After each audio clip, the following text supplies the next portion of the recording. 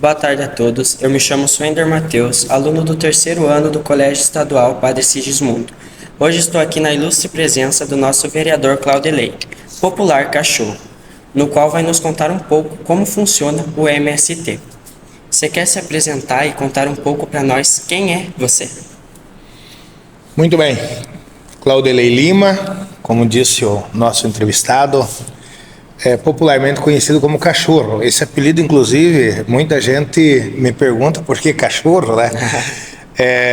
Eu estudava no colégio da Água do Meio, lá no Espigão Alto do Iguaçu, e eu era um dos mais bagunceiros da sala e costumava colocar apelido em todo mundo. Aí, como eu sou meio beiçudo, me apelidaram de Bordoga, né? Bordoga tem essa bocona assim, né?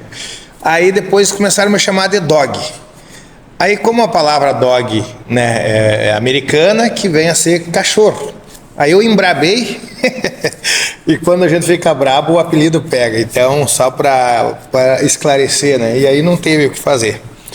Mas também a dica é que o cachorro é o melhor amigo do homem, né? Então, tô no lucro.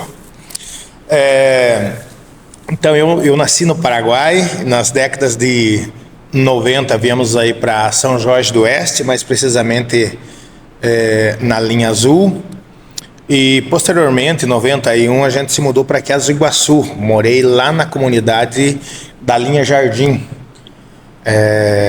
Jardim Alegre. E em 92 a gente se mudou para Água do Meio. E na época ainda pertencia a Quezos do Iguaçu, depois foi desmembrado. E aí hoje a Água do Meio pertence ao vizinho município do Espigão Alto. Em 97 fui para o Rio Bonito do Iguaçu, onde houve a luta pela terra e que houve a conquista dos trabalhadores do assentamento Ireno Alves e Marcos Freire. Na época era 3.000 famílias e eu sou filho de assentado. E em 99 nós tínhamos a possibilidade, né, o próprio movimento começou a organizar as famílias para novas ocupações em função daquele momento que se vivia. Então eu fui me acampar em 99, dia 4 de janeiro de 99, a gente foi se acampar na PR, às margens da PR 158, onde fica próximo ali a Universidade Federal Fronteira Sul, e do dia 4 de janeiro ao dia 10 de maio a gente permaneceu lá. Então no dia 10 de maio a gente se deslocou a Quedas do Iguaçu. Então por isso que o nome da comunidade 10 de maio, por exemplo, que existe no Celso Furtado, da qual eu faço parte, ali era um grande acampamento ali. E o nome 10 de maio foi porque a gente ocupou no dia 10 de maio, que é uma data histórica para nós, além do dia, era um dia das mães. Então, dessa data para cá, a gente veio a Quedas do Iguaçu, né, no dia 10 de maio de 1999, e estamos até o dia de hoje. Ficamos acampados do dia 10 de maio até o dia... de 99 até 2004 em formas de acampamentos, né, que as pessoas não eram assentadas, e de 2004 para cá foi criado então o assentamento. No ano de 2004 o assentamento foi consolidado, onde o INCRA distribuiu as terras para as famílias, e até hoje estamos vivendo por aqui. E onde é e como vocês começaram o acampamento que hoje denomina Celso Furtado? Então, esse acampamento, como eu disse anteriormente, eu acho que até contei a história, começou na PR 158, né? Depois viemos ao acampamento denominado 10 de maio, e ali permanecemos até a época da criação do assentamento. Posteriormente, em 2003, por exemplo, houve a ocupação do silo, né? Inclusive tem uma comunidade também que é chamada 12 de junho, porque se refere à data em que as pessoas vieram a Quezos do Iguaçu, que criou aquele acampamento. Então, na época, tinha o acampamento da Bacia, né, que era o 10 de maio, e o acampamento ali do silo. Então ali se formou 2 grandes acampamentos, que daí, em 2004, criou o grande assentamento, onde foram assentadas as famílias que moravam no silo, o lugar, na época, é da Araupel, né, que daí, na época do acampamento, o nome do acampamento era José Abílio dos Santos, que era em homenagem a uma pessoa que morreu lá na BR ainda, mas aí sempre tem um apelido, né, do silo, por exemplo, né, mas o nome do acampamento criado pelas famílias era José Abílio dos Santos, assim como tem um apelido da bacia, né, que era antes do pessoal vir para cá, que na época aí os assentados colocaram acampamento 10 de maio e se tornou comunidade 10 de maio agora, depois que criou o assentamento Celso Furtado. E quantas famílias estão assentadas hoje em dia? Então, o INCRA, quando eles fez o parcelamento dos lotes, na primeira seleção foi 998 famílias. Depois foi assentado mais 98 no corredor. Então passa de mil e poucas famílias. A gente sabe que não é nada fácil lidar com a população, e ainda mais em grande quantidade. Como que vocês escolhem qual terra vai ficar a cada família? Esse critério é o INCRA, né? Existe um módulo mínimo da terra em que o INCRA tem um estudo, que diz, essa terra, esse tamanho de terra é apropriado para as pessoas que convivem lá na agricultura familiar, que é em torno aí de 10, 12 hectares de terra, para que essas famílias sejam parceladas nessa quantidade de terra. O que é produzido dentro do assentamento? É basicamente tudo aquilo que se produz na agricultura familiar, né? O agricultor tem esse diferencial, o agricultor familiar, que tudo que ele produz, por exemplo, ele é o primeiro consumidor, né? Por exemplo, você vai tirar leite, né? Então tem o leite para venda, para o comércio, e ele também vai tirar leite para a família. Ele vai fazer o queijo, ele não precisa comprar o leite. O feijão a mesma coisa, o arroz. Então ele sempre é o cara que primeiro ele consome aquilo que os consumidores vão consumir. Diferente, inclusive, do grande, né? Não estou aqui dizendo que faz mal ou bem, mas você veja bem, o agricultor, quando ele consome o feijão, ele sabe que não é proibido, ele sabe que se ele passar veneno, em algum momento ele vai, ser prejudicado. Quem produz em grande escala e não mora na propriedade, não tem problema de passar veneno de avião, porque ele não vai ter problema com nascente de água, que ele não vai ter problema de consumir aquele feijão, né? Porque ele vai lá na prateleira do supermercado, ele vai comprar inclusive o produto mais caro, que é o orgânico, porém é de qualidade. Então existe essa diferença. O agricultor familiar dificilmente ele vai produzir um alimento, né, que tenha essa quantidade excessiva de veneno, porque ele é o primeiro a consumir aquele pé de alface, né, o feijão, o arroz, como eu já falei, diferente das grandes, né, da turma aí que planta em grande e larga escala e que ele produz para o comércio, ele não produz para alimentação, né? Tanto é que 80% da população brasileira consome, né, a produção de agricultura familiar. O que vocês produzem dentro do assentamento é vendido só em Quedas ou em outras cidades da região? Basicamente se vende em Quedas, ao contrário daquilo que se produz em grande escala, que, por exemplo, eu posso vender direto para o Porto de Paranaguá, né? Como as pessoas aqui produz numa pequena área, né, que o INCRA lhe concedeu nessa parcela, então não viabilizaria ele pegar uma pequena produção e deslocar para Paranaguá. Então, basicamente, o que se produz aqui no assentamento se vende aqui na comunidade. Isso é muito importante no comércio local, porque você aquece a nossa economia, né? Ao invés de você enriquecer os portos, você vende aqui, né, e consome aqui. Então hoje o assentamento é um grande consumidor e ao mesmo tempo é um grande produtor, que muitas vezes você vende o leite, vem aqui e compra o açúcar, né? Então você vende o arroz, vem aqui e compra, sei lá, farinha de trigo, alguma coisa assim. Então tem essa questão de você comprar e ao mesmo tempo vender. Então isso gira a economia local significativamente. E há um grande impacto hoje, principalmente na questão da agricultura. Se você pegar lá o valor bruto de produção, é só você acessar lá que você vai ver a quantidade que Quezon do Iguaçu produz. E hoje essa extensão é praticamente 50% da agricultura do interior é do assentamento Celso Furtado. Então você divide no meio, você basicamente vai ver o valor bruto da produção e o impacto que o assentamento Celso Furtado tem hoje na produção no município de Quezon do Iguaçu. Quais foram as maiores lutas e conquistas que marcaram vocês durante toda essa trajetória? Eu acho que a primeira conquista é aquilo que nos trouxe até aqui, né? Que é o sonho. Quando você tem um sonho, você luta e acredita nele, e essa que é a grande questão, né, nossa, aqui do assentamento Celso Furtado. Eu não sei qual que é o nome do autor, mas ele diz o seguinte: o sonho que se sonha só é apenas um sonho. O sonho que se sonha em coletivo, em conjunto, ele se torna realidade. Talvez seja a palavra mais correta para nós hoje do assentamento Celso Furtado, porque se você sonhasse em ter um pedaço de terra e viesse na época na Aropel, você sairia em meia hora, né?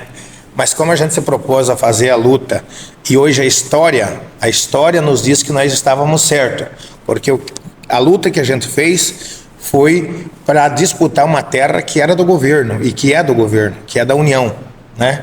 E aí, claro, existem essas divisões de pessoas que ainda têm essa visão que a Aropel, né, trouxe muito progresso para o município, mas se você pegar o que a Aropel, nesses 40 e tantos anos, deixou de riqueza para Quezon do Iguaçu, e se você pegar hoje o assentamento Celso Furtado, você vai ver que mudou significativamente. Vocês vejam bem, muitas redes de supermercado que lá em 97 a gente ouvia falar e nunca veio para Quezon do Iguaçu, hoje a gente tem. Só vocês anotar aí quantidade de loja, de rede e de, digamos assim, de próprio empresário que cresceu com esses consumidores, porque o que acontece? Quando você produz no assentamento e você se torna o produtor, você vai começar a gerar emprego. Você tem produtos, você vai entregar. Lá precisa pessoas para receber, né? E ao mesmo tempo, quando eu me torno um produtor e tenho um poder aquisitivo, eu vou vir aqui no comércio e vou comprar. Vou comprar roupa, preciso da vendedora, né? Precisa do contador, precisa disso, precisa daquilo. Então esse crescimento ele é coletivo, né? O cara da barbearia tem mais 1000 cabelos para fazer. O cara que, por exemplo, você pega lá no início do nosso assentamento, por exemplo, a gente foi para cima dos lotes, ninguém tinha luz elétrica. A partir do momento que a luz elétrica se instalou para esses agricultores, mesmo que sendo uma luz gratuita, que na época a gente foi beneficiário do programa Luz para Todos, o impacto que isso deu na economia do município não tem tamanho. Por quê? Porque ninguém tinha nenhuma geladeira. Passaram a comprar 1000 geladeiras, né? O produtor de leite comprou quantos resfriador, né? Aí você tem um giro lá na veterinária, não só do resfriador, mas de tudo aquilo que se consome para você produzir o leite, né? Desde do adubo, a pastagem, os medicamentos, você tem 1000 agricultores para você atender, né? Um pouco mais, um pouco menos, e assim por diante. Então, o nosso comércio ele cresceu de uma maneira em geral, como eu disse, desde o barbeiro, a manicure, né? O supermercado, qualquer comércio vai ter gente que vai estar lá para consumir aquele produto, ou para comprar. Você pegar o tamanho de Quezon do Iguaçu, você tirar um retrato de Quezon do Iguaçu antes do assentamento e um retrato de agora, você vai ver a quantia que cresceu. Se você pegar lá, ir lá no Detran e ver quantos carros tinha em 1999 e quantos carros tem agora em 2024, você vai ver que, claro, a Quezon do Iguaçu poderia até crescer sem o assentamento, mas você vai ver que houve um aumento significativo, que é um aumento que não é comum em outros municípios que não tenha o assentamento. É simples, é você comparar, Além da produção local dos familiares, vocês têm algum projeto de sustentabilidade dentro do assentamento? É sempre batido nisso, inclusive dentro do assentamento tem grupos que produzem orgânico e que sempre teve, né? Tem a questão da monocultura, do plantio do soja e de milho e tal, que também é muito forte, mas tem essas experiências assim que pessoas, por uma questão de convicção, produzem orgânico e agora também começa a vender esses produtos. Então tem várias experiências de agricultores que têm essa questão de produzir orgânico, por questão de consciência própria. Se você pegar o próprio pré-assentamento ali, que são pessoas, filhos de assentados do próprio Celso Furtado, tem outros meios, inclusive, que começa a ganhar dinheiro sem ser essa questão do soja, do milho, né? São experiências que existem dentro do assentamento. Não é uma totalidade, não é, né? É um número pequeno, mas que eles estão dentro do assentamento com essa experiência já de vários anos, além de várias agroindústrias também que existem dentro do assentamento. E vocês pretendem expandir mais ainda os assentamentos? Olha, é preciso consolidar os que tem aqui, né? Hoje nós temos aí em torno de algumas famílias que estão esperando para conquistar a terra há mais de 7 anos acampados. Se pegar lá o Balduino, né? O Dom Tomás Balduino, se pegar o Vilmar Bordim, se você pegar o Fernando de Lara, a Leonir Orbach, faz 20 anos que estão esperando para ser assentado. Eu acho que o governo agora, nesse momento, precisa assentar essas famílias, que acredito eu que daria um impacto muito grande, um outro impacto em Quezos do Iguaçu, né? Porque, como eu disse, a consolidação dessas famílias implica muito em recurso, né? Então, a criação do assentamento, desses assentamentos desses pré-assentamentos que eu acabei de mencionar aqui, geraria um impacto mais de 100 milhões de reais aqui no município, pela questão dos direitos que esses agricultores teriam, né? Da questão do Pronaf, que é 41 mil reais, a casa, por exemplo, a construção de casas, são 1.000 casas que teriam um crédito de 75 mil reais. Então, na habitação, nós teríamos 75 milhões de reais aqui em Quezos do Iguaçu. Quem que ganharia? Geraria emprego, nossa mão de obra, mas também, principalmente as lojas de material de construção, ganharia muito com isso. Então, fortaleceria o município na questão da arrecadação, geração de emprego e fortalecimento do nosso comércio. Sabemos que o assentamento de Quedas é um dos maiores da América Latina, se não o maior. Como você se sente indo na frente de tudo isso? Olha, é uma conquista, né? Como eu disse, coletiva, e é importante que é uma referência daquelas pessoas que lutaram, né, para chegar aonde chegou e que hoje está ali produzindo, tendo a sua família, né, seus filhos, com a qualidade de vida melhor. Então, qualquer assentado hoje que você fazer aí um túnel do tempo, né?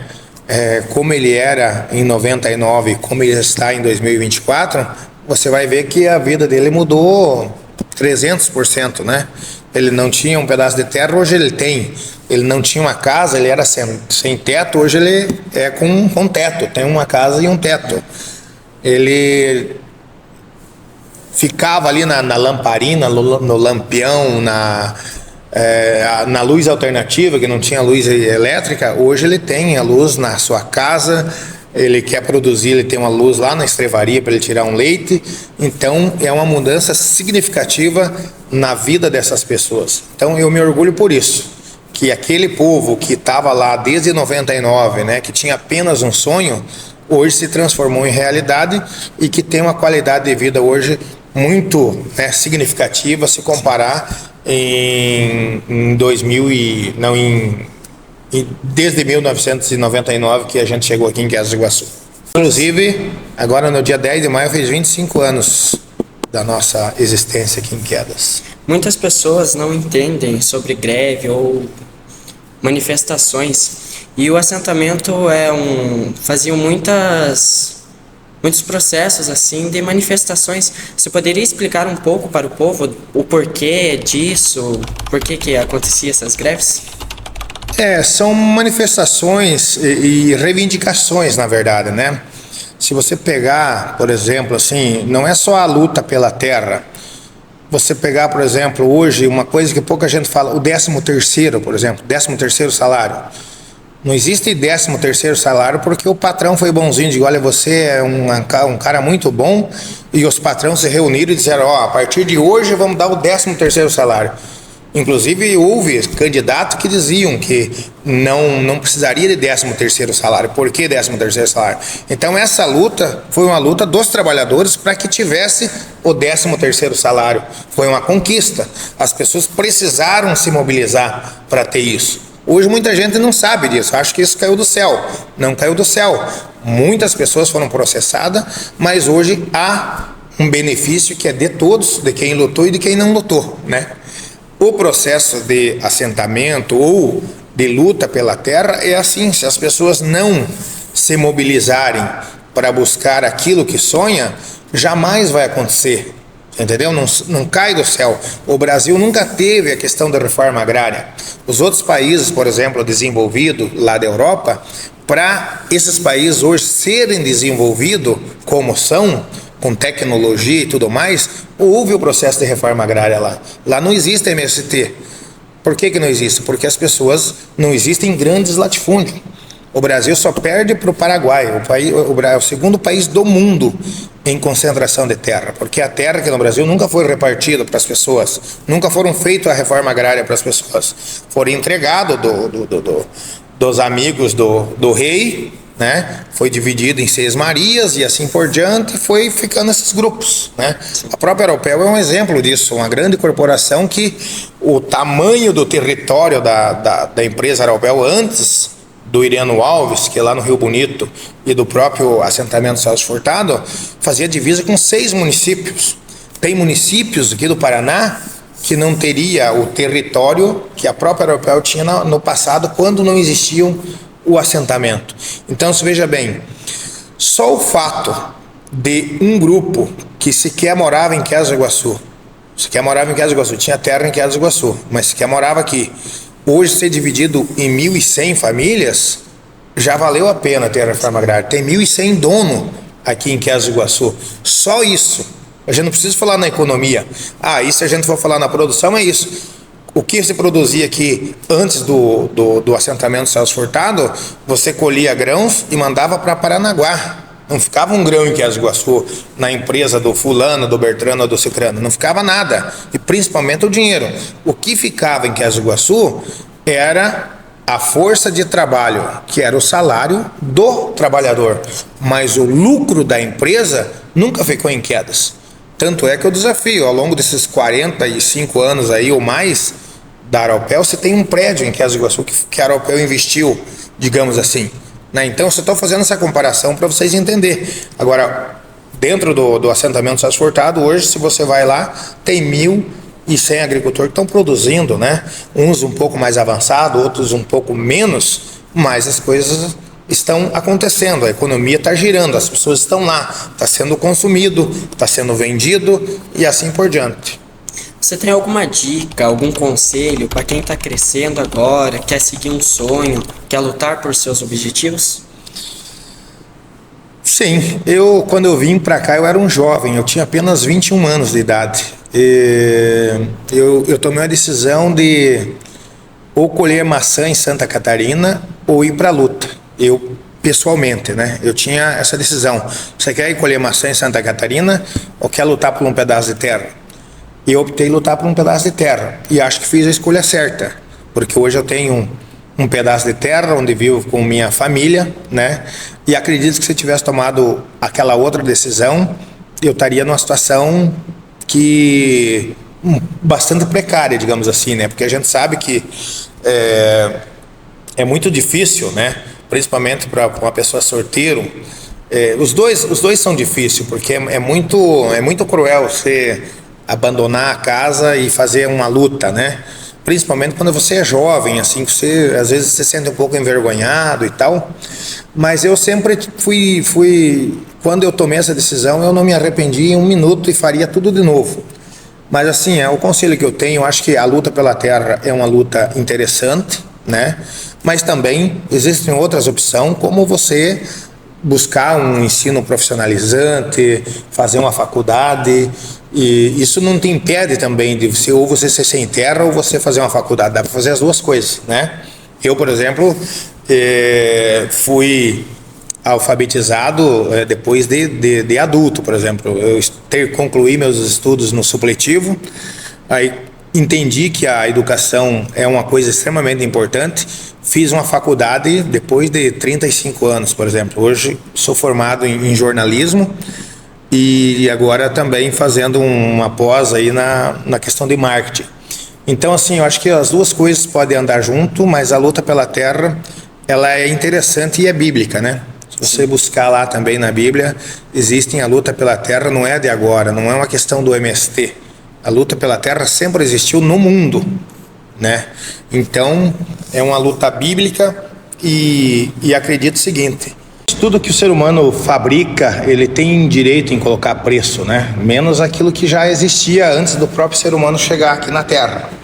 E tudo que é mercadoria, como eu falei, chave, a camiseta, a mesa, tudo esse prédio foi o ser humano que construiu.